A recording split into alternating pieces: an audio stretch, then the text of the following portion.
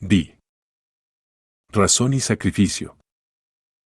Es característico de las últimas filosofías idealistas en las cuales la conciencia del idealismo, prisionera de sí misma, reconoce su propia prisión y trata de evitar su inmanencia, el que cada una de ellas establezca una categoría singular, una intención permanente, un rasgo destacable que, bajo el dominio de la idea de totalidad que todas ellas aún reconocen, hablan de la rigidez de la misma, pero que acaba ablandando la construcción idealista misma, la cual se disuelve en sus antinomias. Así, Hegel, exponente máximo de la idea de totalidad y, según las apariencias, todo menos un crítico del idealismo, impuso el procedimiento dialéctico que da a la pretensión de totalidad un giro dinámico tal, que los fenómenos particulares jamás resultan del concepto superior sistemático y abstracto, sino que el sistema, del que para él se seguía verdaderamente la realidad, sería como la quinta esencia de la realidad misma en su efectividad. Kierkegaard ridiculizó sin tregua a Hegel porque le parecía que él aplazaba toda afirmación que interesa a la existencia presente a un fin imaginario del sistema. Pero en esto precisamente se asemejaba a Hegel más de lo que él habría podido pensar. Pues con tal aplazamiento del todo, lo presente particular y, sin duda, aún más lo pasado, gana una plenitud concreta que las repeticiones kierkegaardianas inútilmente tratan de alcanzar. Luego llegó la corrección de Feuerbach, que puso su concepto ilustrado del hombre, ya no definible por el espíritu autónomo, en el centro de la filosofía. Y finalmente dio Marx preponderancia a la categoría del valor de cambio de la mercancía. También esta categoría guarda, como quinta esencia de la conexión entera de todos los fenómenos de la sociedad capitalista, la memoria de la totalidad. Pero desplaza de tal modo los acentos de la explicación al lado material, distinto del de la conciencia, que la unidad de una idea de la sociedad capitalista queda destruida por contenidos que no dimanan continuamente de ninguna idea, pues ponen en cuestión la realidad de la idea misma. Podrán todas estas categorías brotar de la infinitud limitada de los sistemas, pero ellas atrapan cual torbellinos las totalidades sistemáticas para hacerlas desaparecer. No otra cosa sucede en Kierkegaard. Al estatuirse la conciencia de la existencia condicionada, que no puede ser deducida de manera suficiente a partir de sí misma, como suprema contradicción de su idealismo, Kierkegaard se convierte en crítico del sistema. Su pensamiento se retira de la totalidad, que es una totalidad extensiva, más producida en un punto, hacia ese mismo punto para obtener en él la única categoría capaz de romper el poder del sistema y restaurar la ontología. El punto al que se agarra, y que es al mismo tiempo su lugar, puede considerarse sencillamente como el punto arquimédico del idealismo sistemático, el derecho que el pensamiento tiene, por ser él su propia ley, a fundar la realidad.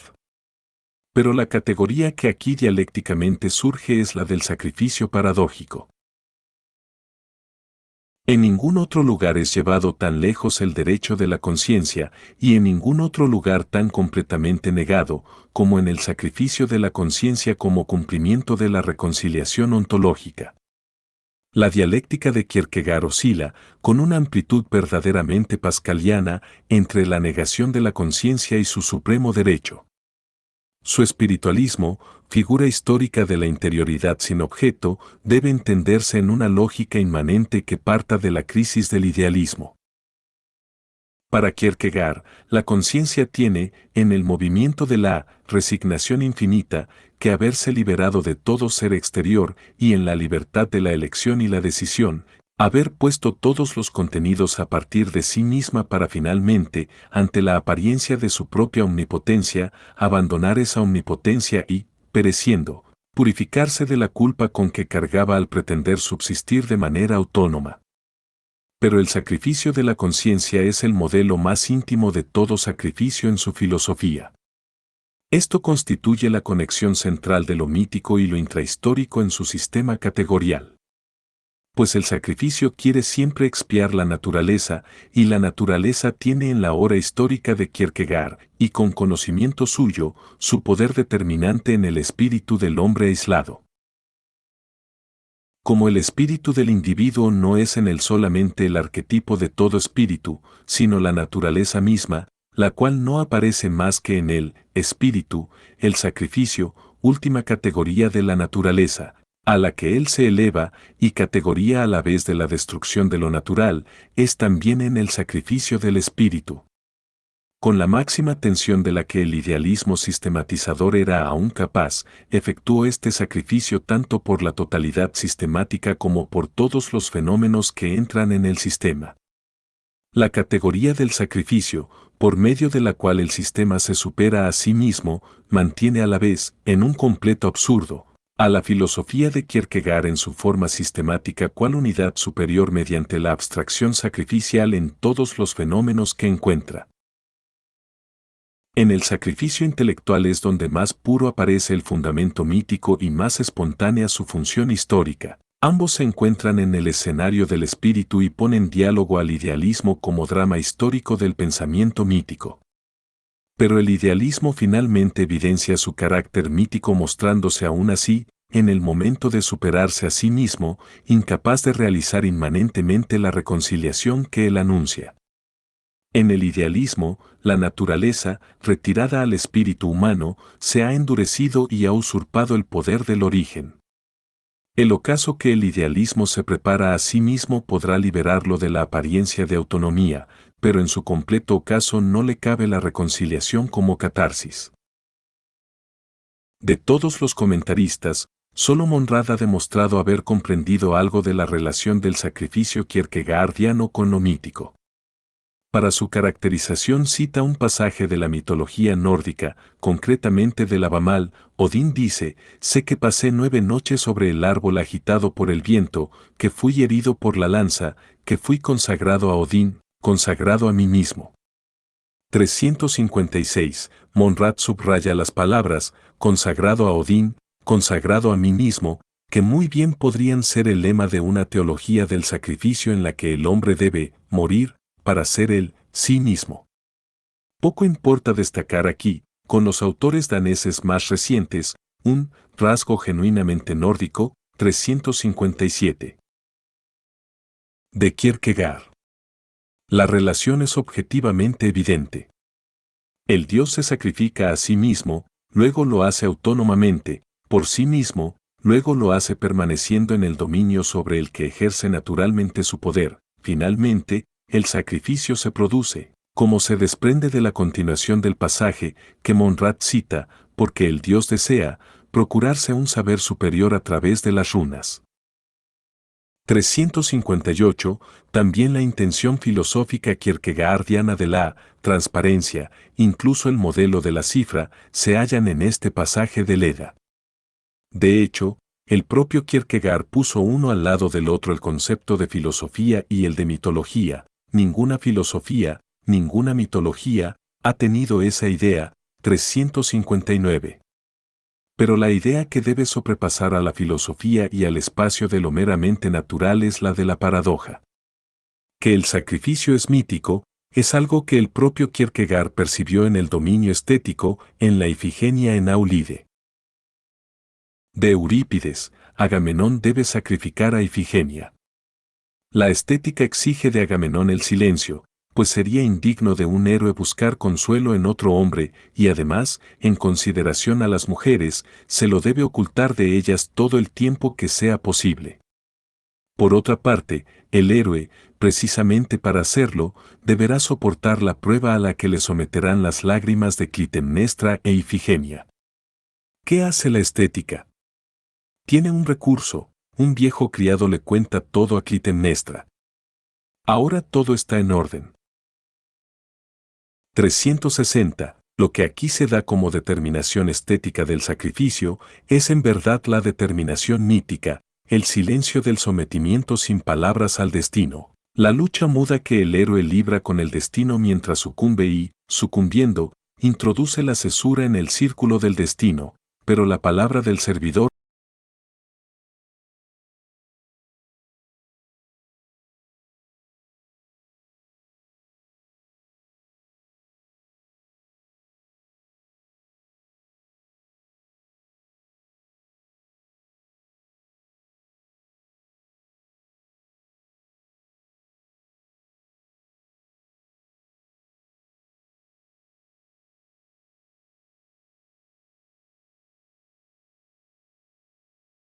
cesura en el círculo del destino, pero la palabra del servidor no es un recurso estético, sino que su voz inesencial es el eco del destino mismo, que anuncia al héroe silencioso su cumplimiento. Mas también la paradoja lleva a cabo, no menos que el héroe mudo, tal sacrificio, y por eso se convierte en presa de aquella mitología de la que Kierkegaard piensa que nunca ha tenido esa idea. Pues así como, privado de toda esperanza, el héroe es entregado para su expiación a la ciega exigencia natural, la paradoja sacrifica la esperanza como hija queridísima del espíritu a este mismo espíritu en expiación. De esta manera desterró Kierkegaard, estéticamente, la paradoja a la que, religiosamente, sucumbió en la esencia mítica del recuerdo. Este destruye, como puro espíritu sin imagen, la figura imagen de la esperanza. Yo esbozo una imagen de la esperanza tan viva, que todo el que tiene esperanza se reconoce en ella, y, sin embargo, es una ilusión. Cuando dibujo la esperanza, es el recuerdo lo que tengo ante mis ojos. 361. Esto alude ya, en virtud de un movimiento de trascendencia de las esferas, a la cristología de Kierkegaard, del mismo modo que aquí la esperanza se reduce al recuerdo, que, como rememoración de lo que desde antiguo siempre ha sido, es mítico, allí toda existencia intramundana es finalmente consagrada a lo absolutamente diferente, que quita a la existencia la ilusión, sin efectuar a cambio la reconciliación. La esencia mítica del puro espíritu surge de la caverna del recuerdo. Ningún poder del mundo puede contener a Don Juan, solo un espíritu, una aparición del otro mundo, puede hacerlo. Esto, bien comprendido, confirma una vez más nuestra interpretación de Don Juan. Un espíritu, un revenant. Es una reproducción, y en esto estriba lo misterioso de su aparición. Don Juan puede hacer de todo, puede oponerse a todo, pero no a la reproducción de la vida, pues él es la vida sensible inmediata, y ésta es negada por el espíritu.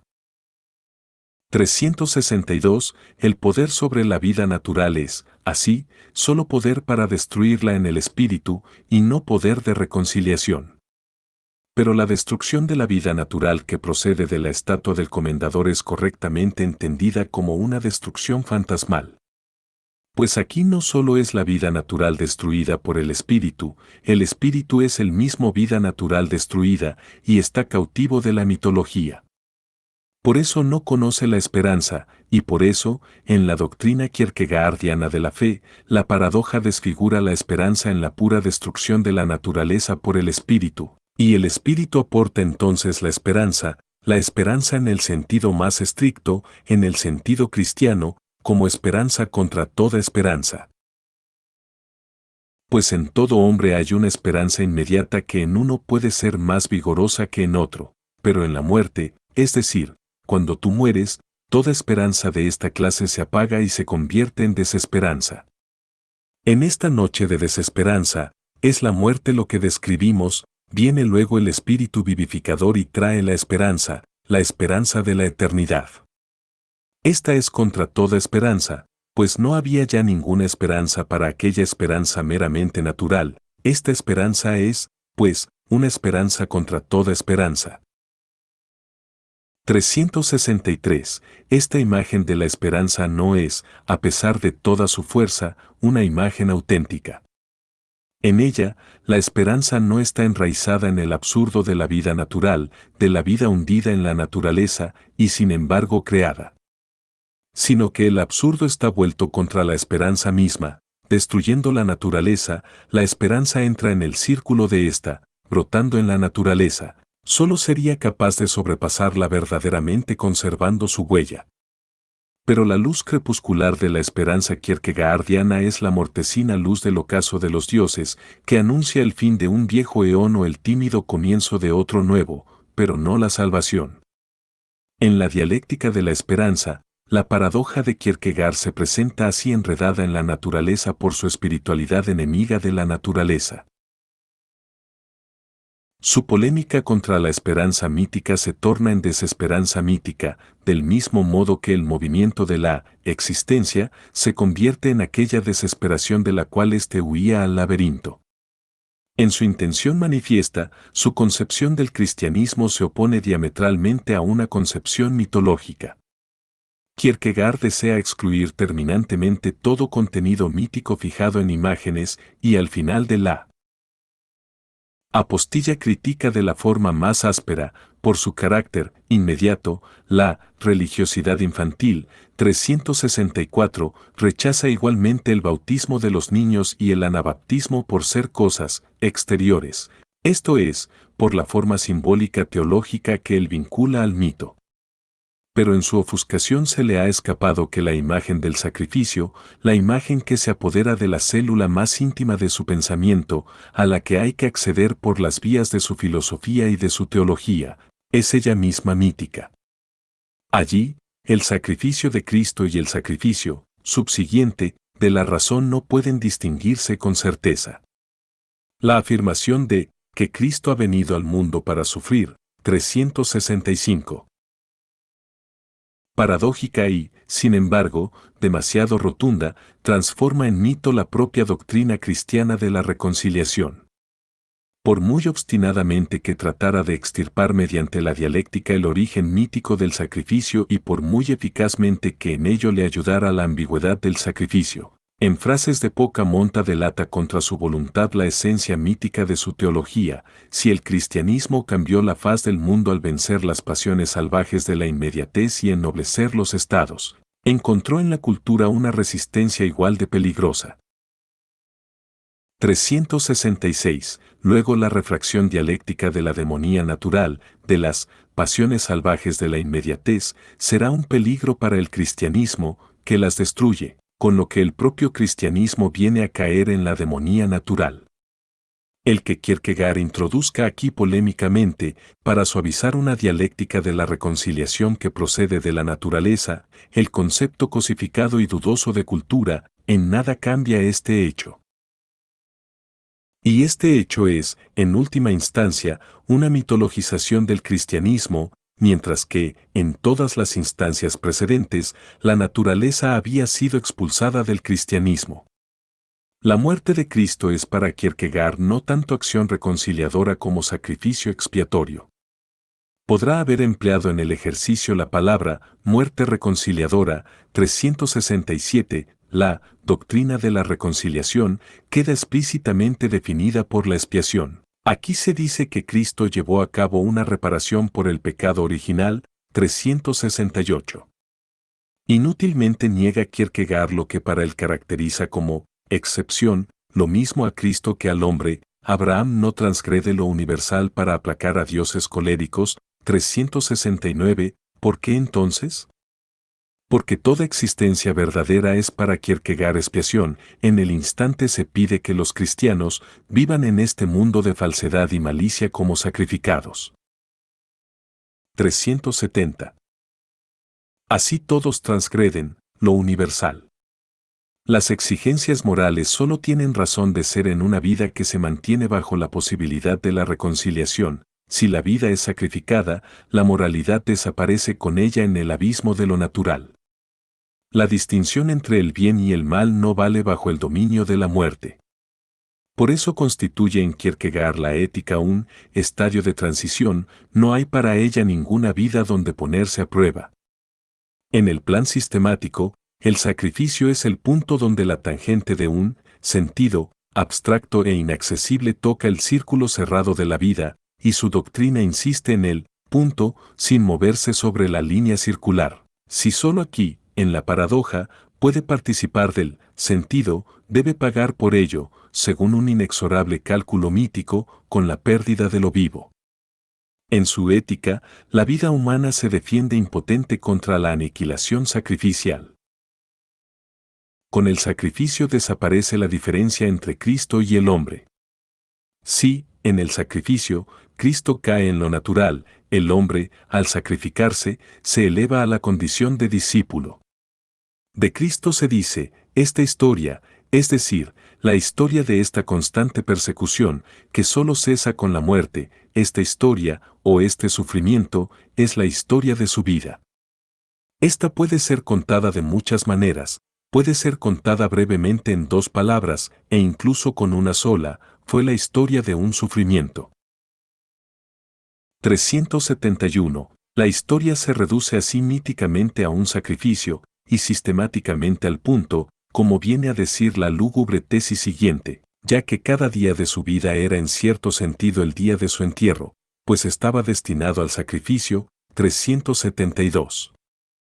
Pero no de otra manera queda también la vida del hombre, reducida, por el sacrificio, si una felicidad eterna es para él el bien más alto. Esto significa que los momentos de la finitud quedan de una vez por todas reducidos por la acción a algo que debe ser abandonado en vista de la felicidad eterna. 373. Abandonado en virtud de la imitación, el cristiano debe representarse el modelo, de tal modo que venga a sufrir de la misma manera que antes había reconocido en la contemporaneidad viva. Toda ceremonia ulterior en torno a él, toda pompa con monumentos sobre su tumba, etcétera, etcétera, etcétera, son, a juicio de Jesucristo, hipocresía y el mismo crimen que el de quienes lo mataron. Tal es la exigencia cristiana. La forma más dulce con mucho de la misma es la que ha preconizado en él. Ejercicio del cristianismo, es decir, el simple reconocimiento de que tal es la exigencia, y de que tú serás luego auxiliado por la gracia. 374. Una gracia de la que Kierkegaard no conoce otro criterio que el del sufrimiento. El contenido mítico del sufrimiento apenas es abarcado por la cristología y la imitación, a veces brota autónomo, y el sacrificio se presenta en su verdadera forma natural, como expiación, impuesta a la comunidad culpable que es la generación.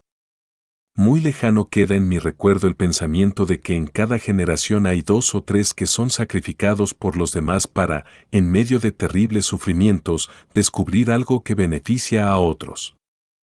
Y así, en mi melancolía, me consideraba elegido para ese destino. 375. Emanciparse del arquetipo cristiano, separar el sacrificio del nombre y el padecimiento de Jesús, independizar de forma fetichista el sacrificio como tal, nada de esto es fruto del azar de una forma de hablar metafórica. Su filosofía es tan insistente en el culto sacrificial, que de hecho deviene en una gnosis, a la que, por otro lado, el protestante Kierkegaard apasionadamente se opone. En el idealismo tardío irrumpe la gnosis allí donde el espiritualismo hace que el pensamiento mítico adquiera poder sobre el pensamiento cristiano y, a pesar de todo discurso sobre la gracia, arrastra al cristianismo al dominio, cerrado a toda gracia, del curso de la naturaleza. Las doctrinas gnósticas de Kierkegaard son presentadas como producciones poéticas y ficciones de la fantasía, acaso no solo por razones objetivas, como las que cabe encontrar en la apostilla, sino también para ocultar su carácter heterodoxo, del que Kierkegaard tuvo que ser consciente. Pero regresan de un modo tan consecuente, forman un contexto motivacional tan cerrado, siguen tan fielmente, en la trascendencia, las líneas del sistema de las esferas, que la crítica del contenido mítico kierkegaardiano encuentra en ellas su verdadero fundamento. El carácter mítico del sacrificio se manifiesta en la necesidad y la fatalidad del escándalo, sobre el que Dios no tiene ningún poder. Precisamente este es el motivo de la tristeza de Cristo, a saber, que Él no puede hacer otra cosa, Él puede humillarse, revestirse de la forma de un siervo, padecer y morir por los hombres, puede invitarlos a todos a que vayan a Él, ofrecer por ellos cada día de su vida con todas sus horas, e incluso ofrecer la vida misma, pero lo que Cristo no puede hacer es abolir la posibilidad del escándalo. O acto único del amor, o tristeza insondable del amor, que ni Dios mismo pueda, aunque lo quisiera, si bien, por otra parte, tampoco lo quiere ni puede quererlo, imposibilitar que ese acto de amor llegue a ser para el hombre precisamente todo lo contrario, es decir, su extrema desgracia. Pues no cabe duda de que la mayor de todas las desgracias humanas, peor aún que el pecado, es escandalizarse de Cristo y permanecer en el escándalo. Y esto ni el mismo Cristo, que es el amor, puede imposibilitarlo. He aquí la razón de que Cristo dijese, bienaventurado aquel que no se escandalizare de mí. Él no puede hacer más. 376. Sin duda no el sacrificio mismo, pero si su aceptación por la criatura es sustraído al poder de la divinidad, la necesidad reina, igual que en la astrología de las esferas, en el escándalo demoníaco.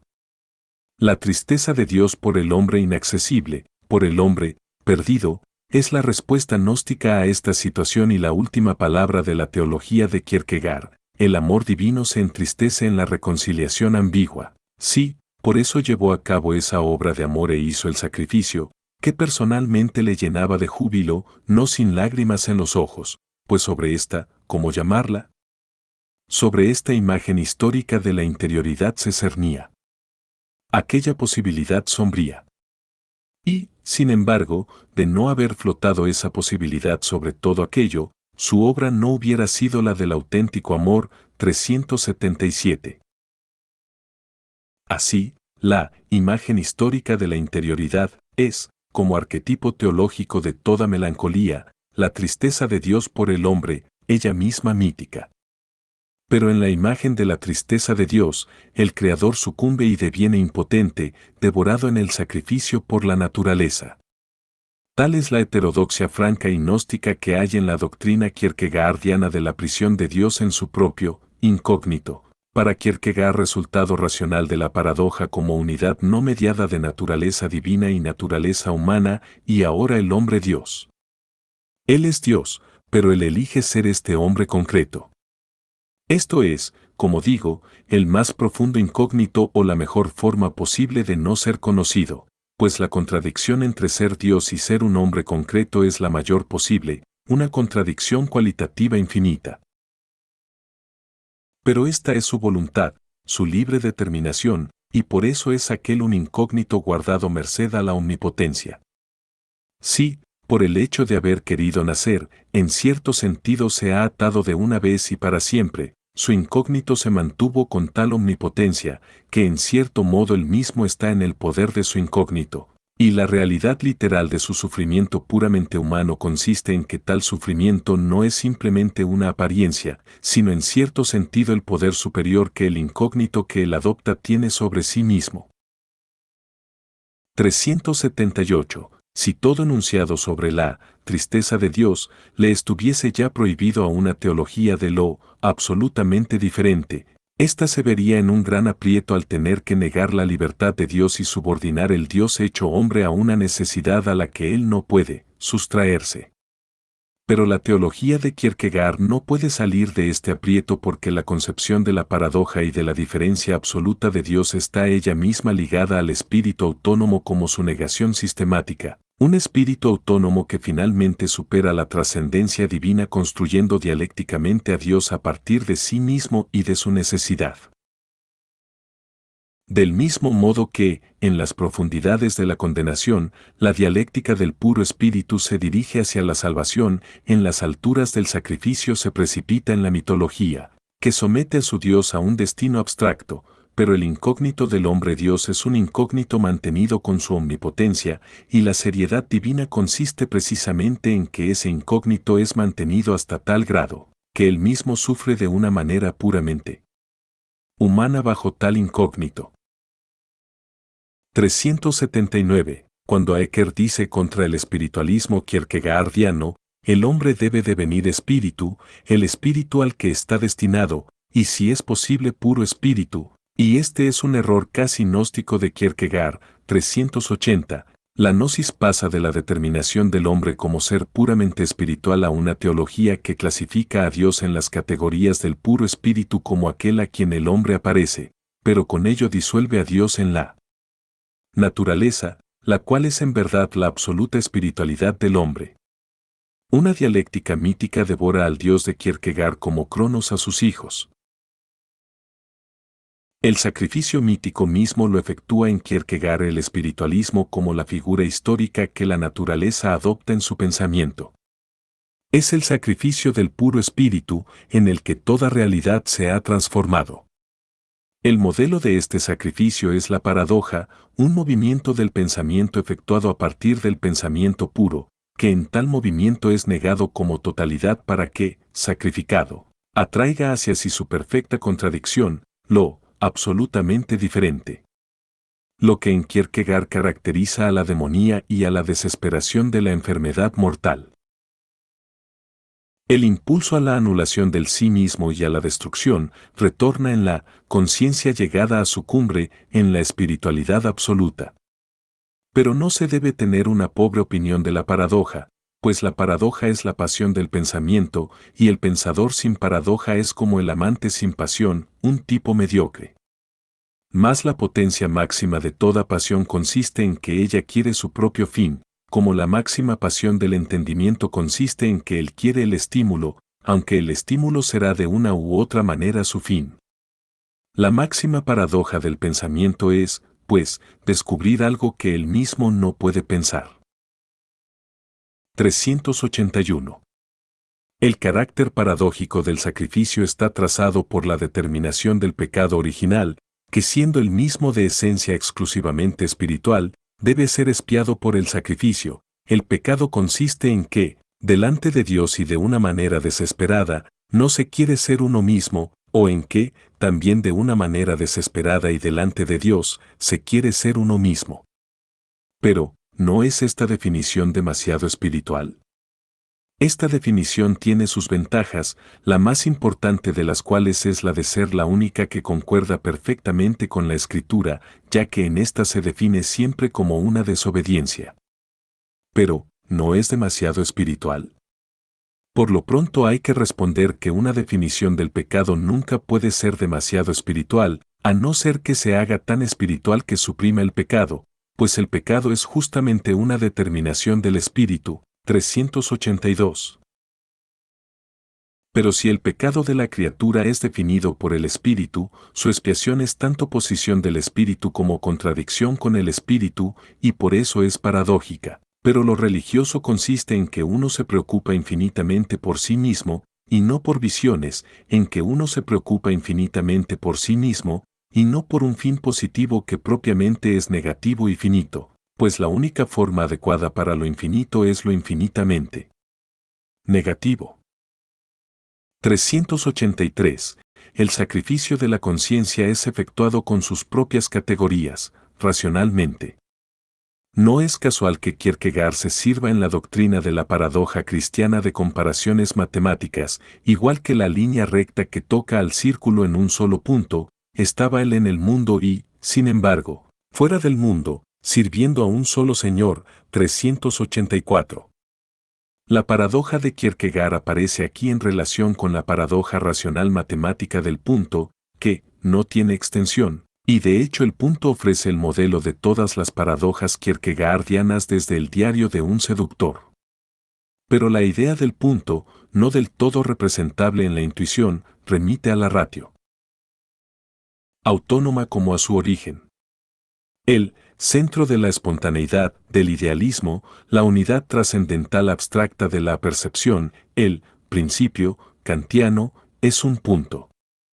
Que la paradoja de Kierkegaard debe entenderse como tal punto de producción espontánea, se desprende del contexto literal de las migajas. La conclusión de la fe no es una conclusión, sino una decisión, y por eso la duda está excluida. 385.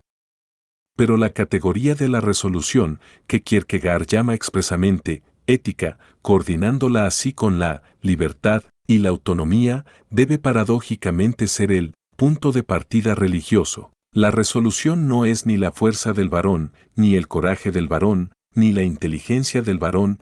Todas estas determinaciones solo son determinaciones inmediatas que pertenecen a la misma esfera que el amor inmediato, al que no pueden corresponder como una nueva inmediatez es un punto de partida religioso. 386.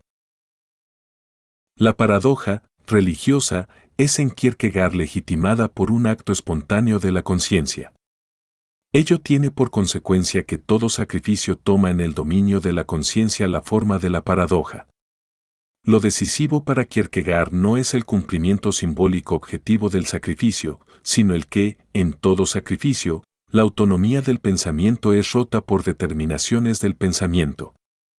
A esta interpretación se opone la objeción corriente de la intelectualización de Kierkegaard, de que, cualesquiera que fuesen sus experiencias religiosas originarias, las representó en paradojas racionales, las cuales fueron el tributo de su pensamiento a su época.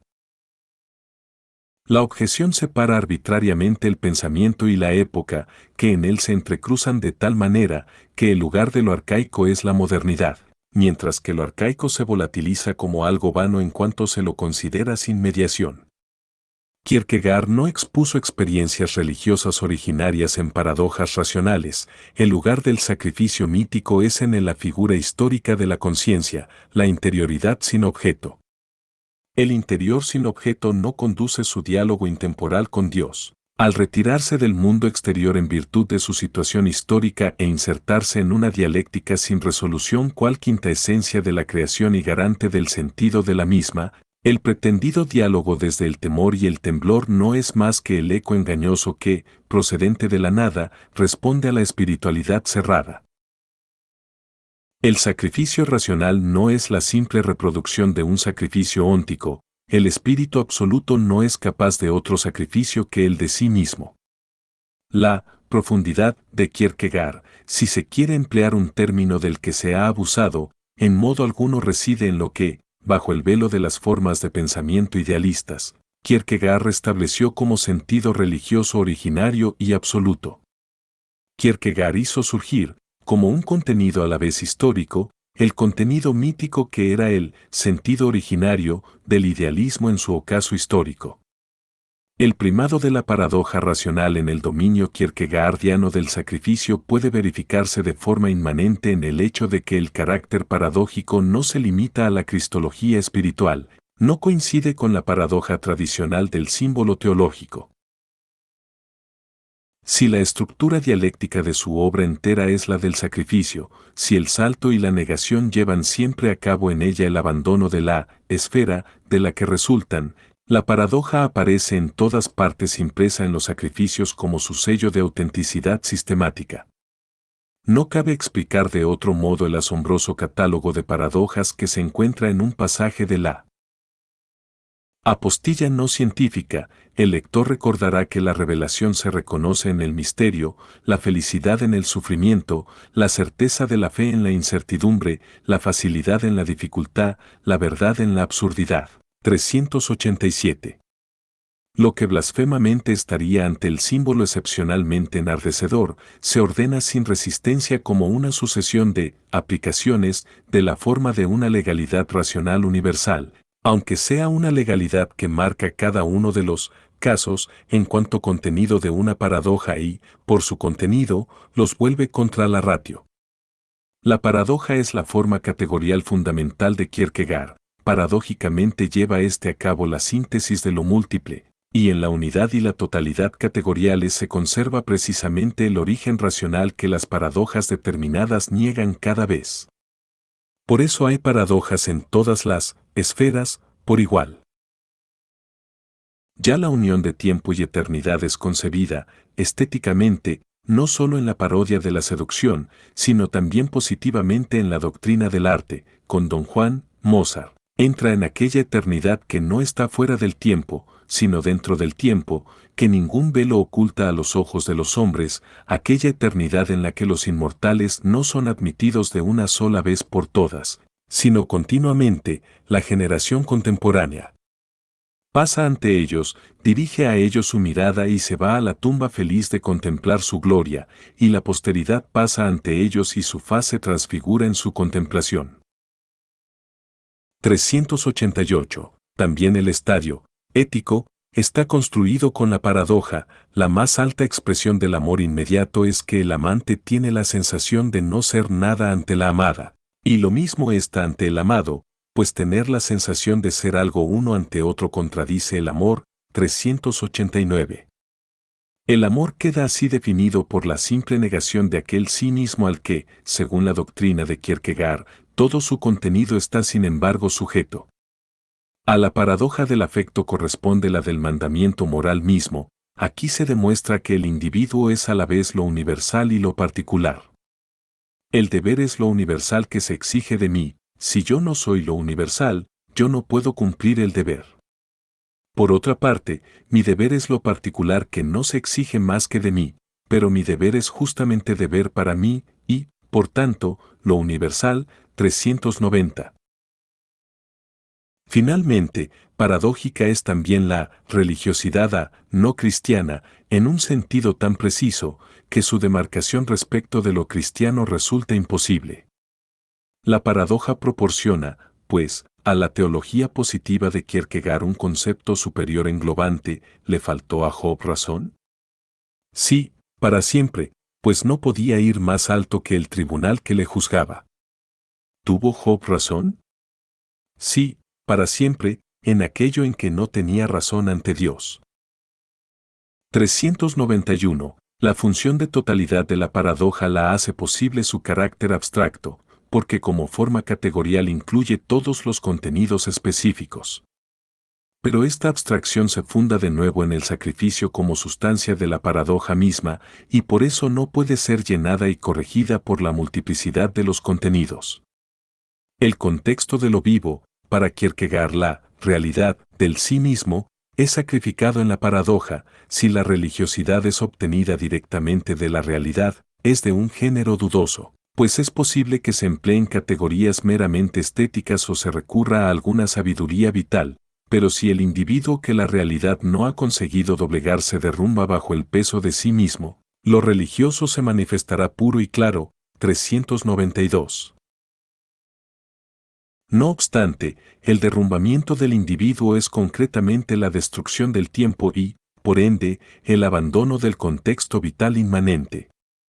Por el tiempo se demarca en Kierkegaard el dominio de la existencia humana del de la pura naturaleza caída, pero lo histórico es lo pasado, pues lo presente, siendo el confín de lo futuro, aún no es histórico. ¿Cómo puede decirse entonces que la naturaleza, siendo un presente inmediato, es histórica? La dificultad radica en que la naturaleza es demasiado abstracta para estar, en un sentido más estricto, en relación con la dialéctica del tiempo. La imperfección de la naturaleza consiste en que no tiene historia en otro sentido.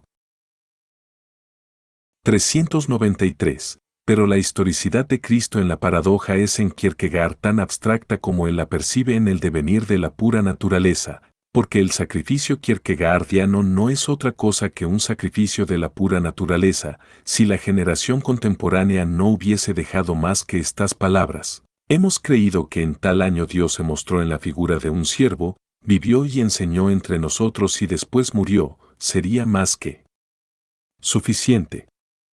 La generación contemporánea habría hecho lo necesario, pues esta breve advertencia, esta nota bene en la historia del mundo es suficiente para convertirse en un impulso para la generación siguiente, y el informe más detallado no podría, ni en toda la eternidad, hacer más por la generación siguiente. 394.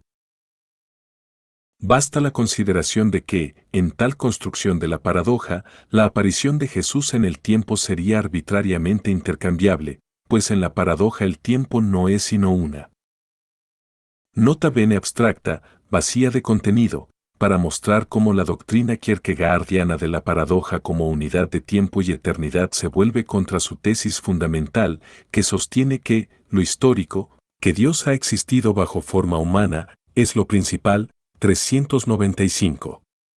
De hecho, en la paradoja de Kierkegaard falta todo tiempo concreto, tiempo que tendría que estar conservado en ella, pero que aparece como simple tentación en la contemporaneidad inmediata. En cuanto a experiencia de la vida temporalmente concreta de Cristo, hay una inquietud que solo cesa con las palabras todo está consumado, sin que el sosiego pueda volver a ahuyentar lo histórico, pues, de otro modo, todo es socrático. 396.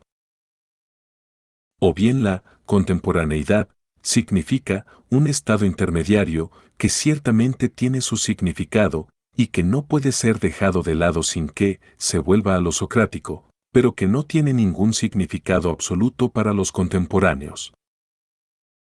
397.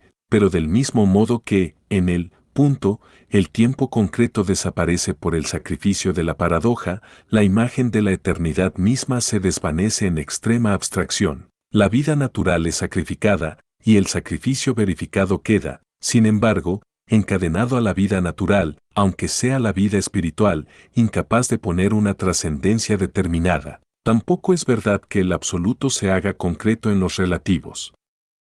Pues la distinción absoluta que la resignación hace, asegurará a cada momento el absoluto contra toda fraternización. 398. Pero, al hacerse incomparable, éste se vuelve indeterminado, al romper toda mitología de la imagen, se hunde en la mitología sin imagen de la pura negación. Lo que, como cristiano, Kierkegaard temía pronunciar se hace manifiesto en la doctrina de la paradoja en la religiosidad en Job. Es un defecto en el plan del libro de Job el que Dios se aparezca a Job en las nubes y triunfe sobre él en una explicación dialéctica. Pues Dios aparece como el terrible dialéctico que es haciéndole acercarse, por así decirlo, de una manera completamente distinta. El más leve susurro es más delicioso o más terrible que cuando se le oye retumbar sobre la tierra desde su trono de nubes.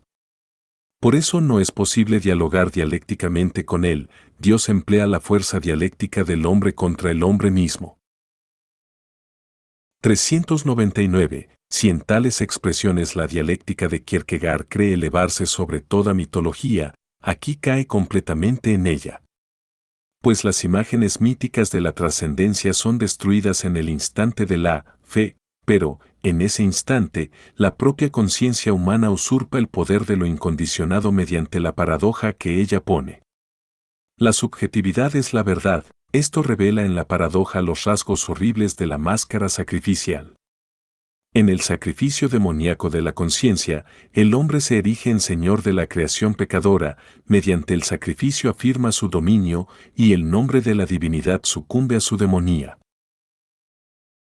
Aquí, la crítica filosófica a Kierkegaard converge con la interrogante psicológica que la investigación actual gusta de poner por delante, pero a la que solo cabe responder de manera convincente desde el conocimiento del contenido filosófico mismo, si Kierkegaard fue un cristiano creyente. Plantear esta interrogante en relación a la persona no es ni legítimo ni posible, ya los términos de las últimas conversaciones con Boesen impiden toda afirmación concluyente. Filosóficamente cabe decidirse por la respuesta negativa a la vista de la esencia mítica de la paradoja kierkegaardiana. Y ello con la evidencia que proporciona el concepto de discípulo, que acaba siendo el garante del contenido teológico mismo, pero de tal manera que dicho contenido es secularizado en la paradoja, del mismo modo que la ascensión a los cielos hace saltar las leyes de la naturaleza, y esta es la objeción de la duda, o se las desafía.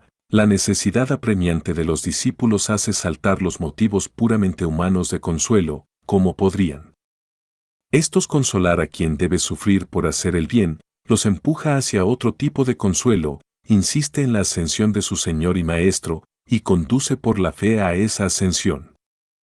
Se trata de una necesidad que existe en el hombre, el alimento es tal para quien de él se alimenta, donde hay una necesidad, esta misma produce lo que necesita. Y los discípulos tenían en verdad necesidad de la ascensión para soportar la vida que llevaban, y por eso es cierta. 400. Por cautelosa, quizá incluso ambiguamente formulado que esté, sí, en la incertidumbre de la fe, el sacrificio constituye para la persona del discípulo el único criterio de verdad. Esta queda abandonada a un pragmatismo que todavía está disimulado en el punto, pero que podría percibirse en sus consecuencias si Kierkegaard hubiera alguna vez abandonado el punto. La teología de Kierkegaard tendría que disolverse, caso que hubiera una. En el sacrificio, la inmanencia se sobrepasa a sí misma para abismarse en la conexión natural, ciega y despiadada, en la cual la imitación inmanente constituye la garantía de la ascensión trascendente y no a la inversa. La teología que el sacrificio evoca está subordinada a categorías intramundanas en la medida en que, si no continuamente, al menos de un modo ocasionalista, el sacrificio interviene como deus ex machina. Y la inmanencia subjetiva desaparece en el vacío de la negación abstracta. La tesis de Lukács, según la cual el salto de Kierkegaard no es más que una huida impotente del estado de pura ausencia de sentido, está justificada junto con su interpretación, que hace de Kierkegaard un nihilista, y la crítica podrá contradecir en el método, mas no en el resultado, el razonamiento de Ludwig Marcuse, acorde con su filosofía de la cultura, cuando clasifica a Kierkegaard como figura del romanticismo, y llega a la conclusión de que el ideal de la fe que él traza no es, en fin de cuentas, sino una fantasía de romántico, no una imagen de la existencia. 401, o cuando dice acerca de la paradoja, este credo que absurdum de romántico no es certeza interior a pesar de todas las aporías del entendimiento, pues son las aporías del entendimiento las que deben dar la certeza. 402. En el sacrificio mítico de la razón. La razón que en Hegel produce, como razón infinita, toda realidad a partir de ella misma, es en Kierkegaard, como razón infinita, la negación de todo conocimiento finito. Si mítico era allí su dominio universal, mítica es aquí su aniquilación universal. Por eso, las afirmaciones incesantemente repetidas por Kierkegaard de que él no es un creyente no deben tomarse como expresiones de humildad cristiana, sino del verdadero estado de cosas. Estas afirmaciones reaparecen muy estereotipadas, fórmulas conjuradoras que son, como los términos, escritura y paradoja, para dar testimonio de un renovado sentimiento de humildad, y, rígidas como son, no mantienen la religión lejos de la ilusión, sino el círculo mítico lejos de la palabra reconciliadora que lo haría saltar por los aires. En él, sin autoridad, se obstina el saber profundo de que precisamente la paradoja, que Kierkegaard estatuye como la medida de lo cristiano, no es cristiana. De ahí la obsesión fanática por el límite, de la que particularmente el libro contra Adler está lleno. Ella quiere asegurar el uso ritual del culto sacrificial desde el punto de vista sacerdotal antes que un cristianismo que, aunque actual, se sintiera todavía, como verdad revelada, fuera de peligro aún en la depravación y la deformación, mientras los demonios amenazan a ese uso ritual por ser el mismo cosa de demonios. Esto confiere su tono mítico a un pasaje de Para un examen de uno mismo, recomendado a mis contemporáneos, si ahora uno de nosotros se atreve, como hombre recto, a practicar y defender éticamente lo que aquí se ha indicado basándose como individuo en una relación directa con Dios, como hace Adler, en quien Kierkegaard está pensando, yo soy en el instante, me comprendo a mí mismo en este instante, pero no puedo saber si no se me negará la posibilidad de hacerlo en el instante siguiente. Quizá antes de que publique este escrito, y así me pongo en el instante al servicio de Dios para emprender lo que yo entiendo ante Dios que es mi tarea. Esta tarea mía consistirá en que yo acompañe paso a paso al reformador, sin quitarle los ojos de encima, para ver si mantiene paso a paso su supuesto carácter, que es lo extraordinario. 403. Una actitud de guarda de fronteras, un rigor inalterable, un poder de fascinación. Kierkegaard no los debe, como ofuscadamente pretende, a la pureza de su concepto doctrinal cristiano, sino a la reinterpretación mítica del mismo en la paradoja. Aquí, toda inadecuación de la realidad creada es reprimida sin piedad en el sistema producido. Para el sacrificio de la razón se apronta a esta como víctima todo lo que entra en su región. La razón sacrificada reina como un semidios. La piedad como pasión. Pero este doble sentido es dialéctico. Es el viejo doble sentido de la pasión, que, como reza la fórmula de Benjamin, constituye el puerto de montaña de la mitología, pasión y sufrimiento sacrificial. Por algo la pasión, ética, de Kierkegaard, de la que él cree haber suprimido todo lo inconmensurable y haber ahuyentado la naturaleza, necesita de una determinación tan opaca y equívoca como la de la simpatía. Para el hombre es esencial que experimente simpatía, una resolución en la cual la simpatía no tiene ningún derecho y no encuentra su expresión adecuada, no ofrece ninguna idealidad de gran estilo. 406. Lo equívoco de la simpatía es lo equívoco de lo mítico. Ella es expresada en la esfera ética de Kierkegaard por la pasión que aún conserva como pasión del intelecto su carácter de impulso natural. Este es capaz de articularse en movimiento. Su dialéctica aparece entonces en Kierkegaard ligada a la totalidad de la existencia, que ella espía toda entera mediante la destrucción. Pero su pretensión de totalidad está adherida a la pretensión de dominio del espíritu absoluto. Si éste desaparece, la pasión se da otro contenido dialéctico que el de la expiación y la destrucción en el todo. La pasión puede entonces realizarse en sus impulsos según el ritmo con que ella los experimenta como impulsos particulares y sin obedecer al rígido concepto superior, y las etapas de la realización se convierten para ella en etapas de la reconciliación. Es el segundo proyecto kierkegaardiano de dialéctica, el de lo mítico mismo, el que de nuevo despierta en lo más íntimo de su filosofía y se vuelve contra una mitología del sacrificio que era capaz de amputarlo, pero no de integrarlo en sus paradojas.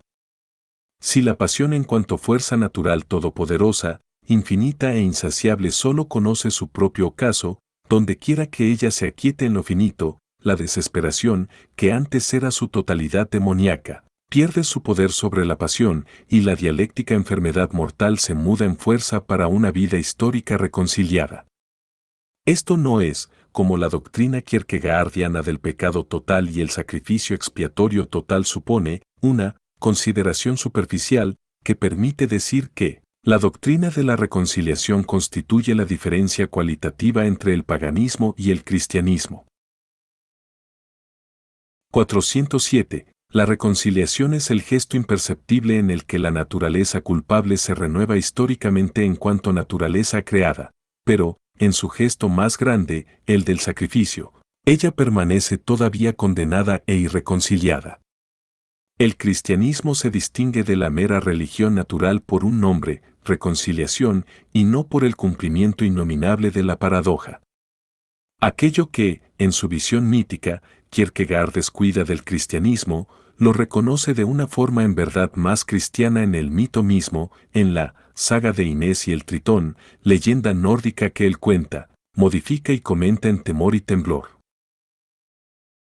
Pues, aquí, la transición dialéctica de la pasión a la reconciliación es entendida, si no como transición cumplida, si como transición sin sacrificio. El Tritón es un seductor que emerge de su escondite en el fondo del abismo y, lleno de salvaje deseo, se apodera de la inocente flor que, en la plenitud de su gentileza, se encontraba en la orilla, con su soñadora cabeza inclinada escuchando el murmurar de las olas, y se la lleva.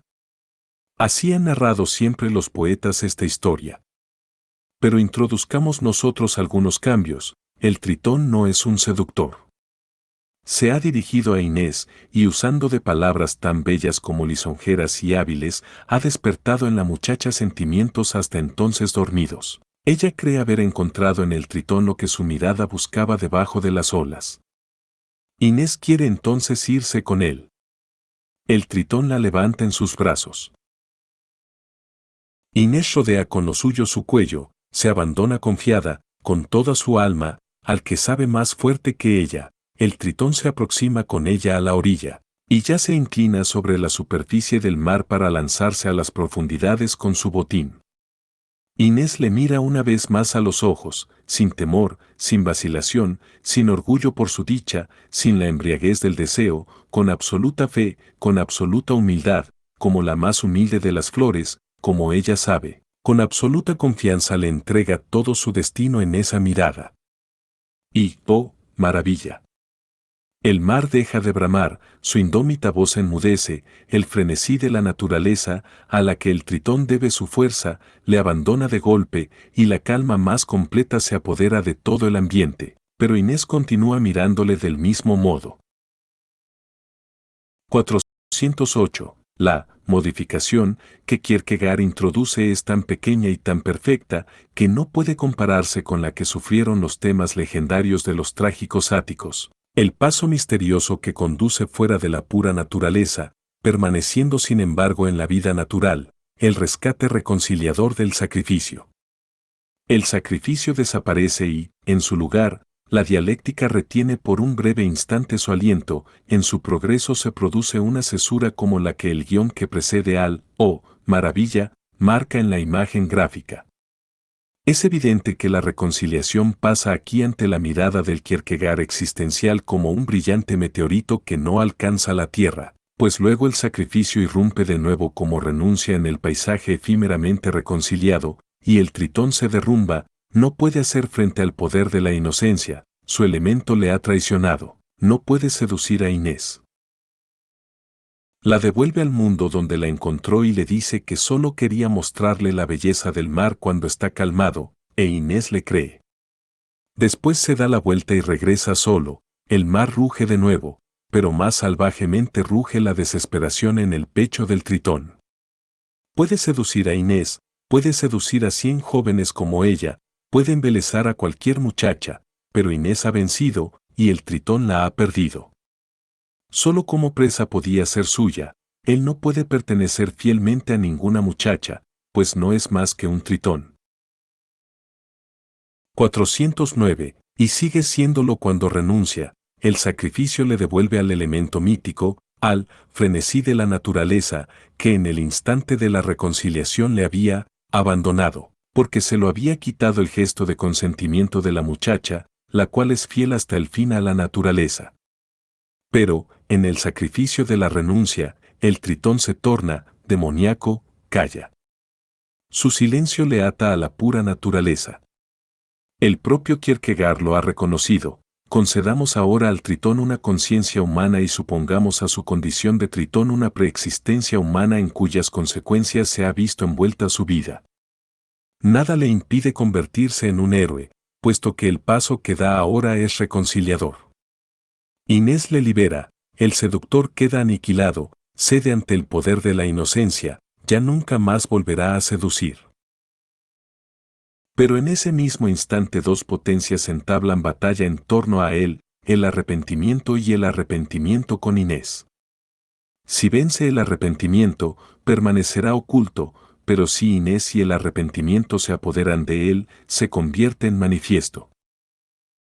410. Apenas hay otros pasajes en los que el idealismo kierkegaardiano de la interioridad sin objeto muestre su carácter mítico tan claramente como aquí, donde él mismo le reprocha la imagen de la reconciliación. La interioridad sin objeto debe permanecer en silencio, como el obstinado demonio de la naturaleza. Pero el único órgano de la reconciliación es la palabra. Sin embargo, no hay duda alguna de que, el Tritón, puede hablar. 411. Su palabra, en cuanto a algo, revelado, le sustrae a la mitología a la que su silencio le entrega, el silencio arcaico de su existencia natural inmediata más el silencio dialéctico de un arrepentimiento, que queda ensimismado y se destruye en el sacrificio sin encontrar la palabra reconciliadora. El Tritón es en verdad la preexistencia de la interioridad kierkegaardiana, en el silencio, su sacrificio dialéctico se revela como sacrificio arcaico. Ello confirma a su idealismo como figura histórica de lo mítico. Pero la naturaleza es capaz de subsistir allí donde persevera sin renuncia como poder pulsional, deseante y como conciencia parlante, mientras que en el sacrificio sucumbe a sí misma, la naturaleza, que en verdad no puede ser expulsada con el bieldo y que no dejará de retornar hasta que el genio se reconcilie con ella. 403, W, 11, p. 187.